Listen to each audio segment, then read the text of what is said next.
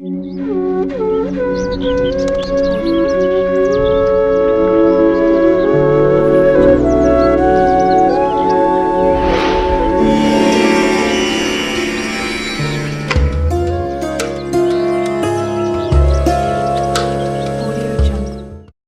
తినే ఎన్నో ఆహారాలు కలుషితమవుతున్నాయి. మన కంటికి కనిపించిందంతా మంచిదే అనుకుంటున్నాం. పాడైనట్లు చూస్తే కానీ అవి పాడేయటం లేదు. కానీ అప్పటికే కలుషితమైనవి, దెబ్బతిన్నవి, నకిలీవి ఎన్నో మన జీవితంలో, మన శరీరంలో విష పదార్థాల ప్రభావం బారిన పడిపోతూ ఉంటాం. పర్యావరణ కాలుష్యంతో పాటు కల్తీ అయిన ఆహారాలను తినడం వల్ల శరీరంలో విష పదార్థాలు పెరిగిపోతాయి. దీంతో పాటు ఫ్రీ రాడికల్స్ ఉత్పన్నమవుతాయి. ఇవి కణాలను దెబ్బతీస్తాయి. దీర్ఘకాలికంగా ఫ్రీ రాడికల్స్ బారిన పడితే డయాబెటీస్, గుండె జబ్బులు, క్యాన్సర్ వంటి వ్యాధులు వచ్చేందుకు అవకాశం ఉంటుంది. ఫ్రీ రాడికల్స్ ను మన శరీరంలో ఉండే యాంటీ ఆక్సిడెంట్లు నాశనం చేస్తాయి. దీంతో ఆరోగ్యంగా ఉండవచ్చు. కానీ యాంటీ ఆక్సిడెంట్లు తగినంతగా లేకపోతే శరీరం ఫ్రీ రాడికల్స్ బారిన పడుతుంది. అప్పుడు మనకు రోజు ఖచ్చితంగా యాంటీ ఆక్సిడెంట్లు కావాల్సిందే. పలు రకాల ఆహార పదార్థాలు తినడం వల్ల శరీరానికి యాంటీ ఆక్సిడెంట్లు లభిస్తాయి. విటమిన్ సి, ఈ, ఏలు యాంటీ ఆక్సిడెంట్లా పనిచేస్తాయి. అందువల్ల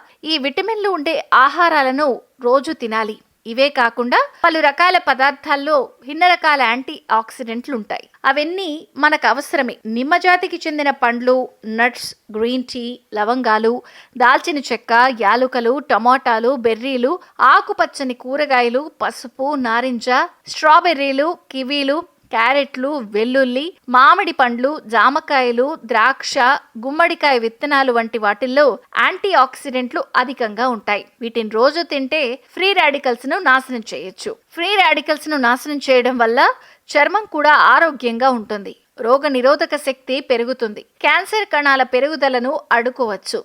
శరీరంలో ఉండే విష పదార్థాలు బయటకు వెళ్ళిపోతాయి.